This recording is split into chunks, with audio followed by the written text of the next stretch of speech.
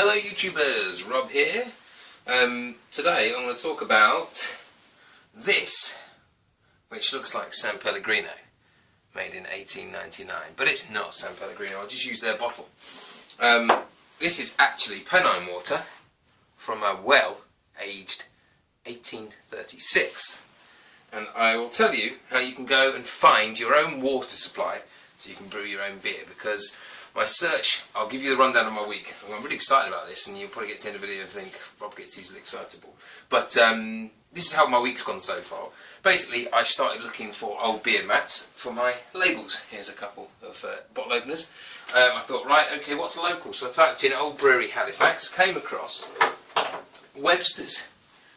Webster's Yorkshire Bitter, brewed in the Pennines. Well, it was until 1996, when Heineken came along, closed it all down, booted out 400 people who were happily working there and had been since 1862 or 1832 maybe, 1832.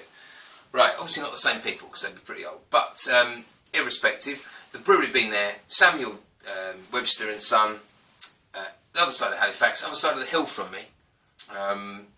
So I thought, right, I'm going to go down, I'm going to go and see if there's any sign of this building left, and there was. Okay, so most of it was just kind of a new housing estate, but the names of the roads were like Golding Hop Court, Cask Court.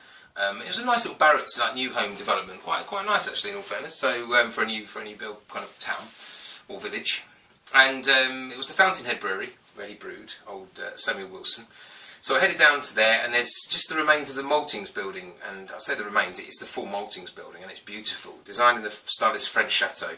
It's kind of a long story short, I'm rambling, but ultimately he built that on that kind of location in the brewery because of the natural spring. So that made me think, right, okay, interesting. They obviously build breweries on top of springs, and that's where they get the water supply. Right? Figures, yeah, 1832, you're going to need a source of clean water to brew with. So then I thought, well, okay, well, I brew Webster. I'm going to brew Webster's. I'm going to bring it back. I'm going to make myself a pint of Yorkshire Bitter. I'm going to brew it using Golding hops because I know they're in it. You know, I think that from a beer mat I found, the starting gravity needs to be about 1042, 1043, something like that. There's some, you know, bits on the internet about the hops coming from Worcester and from Kent. So Kent's the Goldings. Worcester might be North Down. Either way, I'm going to crack it. I'm going to work out really what the recipe was. And I thought, well, wouldn't it be great if I can also get the same water? So I found a website which is like Find a Spring. I think it's called that anyway. And it tells you to go on Street Map and set the zoom to 25,000 in your local area, type in your postcode, and on 25,000 zoom, suddenly all the street positions kind of disappear, and it comes up with an ordnance survey map. And if it says SPRNG, spring, it's a spring, and if there's a W sign, then it's a well, okay? So there was and it just so happened up the road from me, literally just one lane up the road there was a spring, and behind it was a well. So I was like, oh, uncanny. So off I went on my journey tonight in the dark with my torch, getting soaked through because it's raining tonight, but I thought if there's a day for the aquifers to be overflowing and bubbling, this will be today. So headed down there, nothing at the spring, it's puddles, and I think it comes up from the road. I think it's one of those quite ground bubbling ones, you know, where the aquifers is just bubbling over the top, and that's what they call a spring. So in that respect, wasn't that great. I found a load more up in the hills, in the middle of like trees and, you know, undergrowth, and I'm going to go and find more springs. I'm kind of like going to go and do spring watch. But yeah, the well luckily yielded me some fantastic result, which was obviously the water I found. Now you need it to come out at about 4 degrees or less, because that means bacteria hasn't grown, and also you need a run rate or a flow rate of around 10 litres a minute. Now this was kicking out, I mean, it filled up that, which is a full litre in about 5 seconds, so it's definitely pouring at the right rate. It's a beautifully ornate little well thing just by the side of the road by some old houses. And it flows down into a kind of a catch trough. Don't get it from the catch trough, obviously, because that could have been sat there for some time. And there was plant life in there, as you'd expect. You could see right to the bottom, and it was crystal clear. It then flows down across underneath the road and down into the stream. So I thought, right, I'll get it straight from the outlet, which is quite low. So I did. And it said on the well, it said rebuilt by subscription 1836. So 4 years after Webster had stumbled across his one for his brewery across the hill. Yeah, 15-minute walk from where this well was. Okay, so this isn't San Pellegrino 1899. This is in fact Stock Lane off Gibbet Street, Halifax, Yorkshire, pennine water. I'm going to be daring. I'm not going to boil it. I can't see any signs of sediment in it.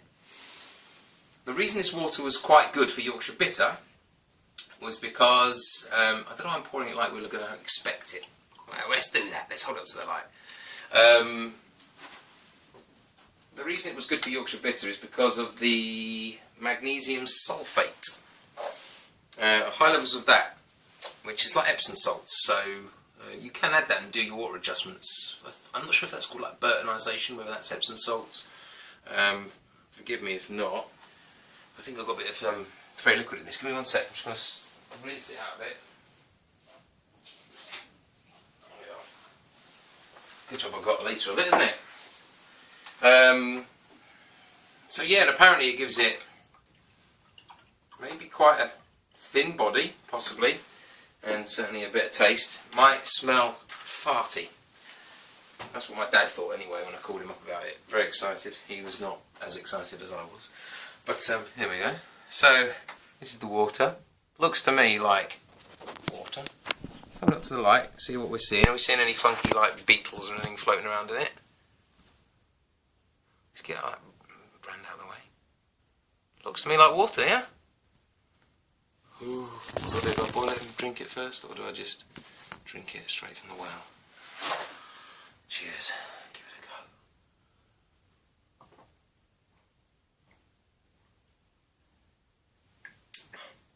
go. In for a penny, in for a pound, I think. Just not sip it, just get it down.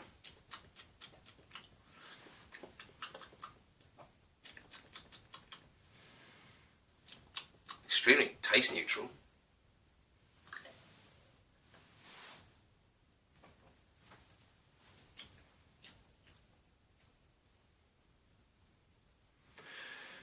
Zero fluorine, zero chlorine, and you can really taste it like you can't taste anything. It doesn't taste farty. My taste receptors have got nothing to say about it, apart from nothing. Super bland, super just nice and light. Hey, water tension. Let's check the water tension. Surface area tension. Sorry, am I boring you? Do switch off if I am. Good thing about YouTube, isn't it? If you get bored of me, you just turn me on. My wife doesn't unluckily do that for her. Let's have a look. What I'm trying to do here.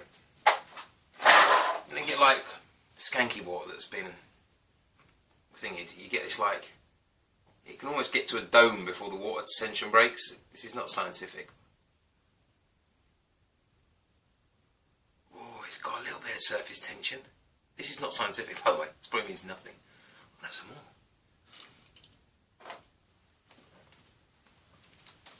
more. Anyway, next brew day, 30 litres of that. I'm going to go down, slowly fill up a few jerry cans, bring it back, make myself some Webster's Yorkshire Bitter. And rate beer gives it a whole 9 out of 100. So I don't think it was ever a particularly good pint. It might be a waste of a brew day. But still, going to give it a go. Take care.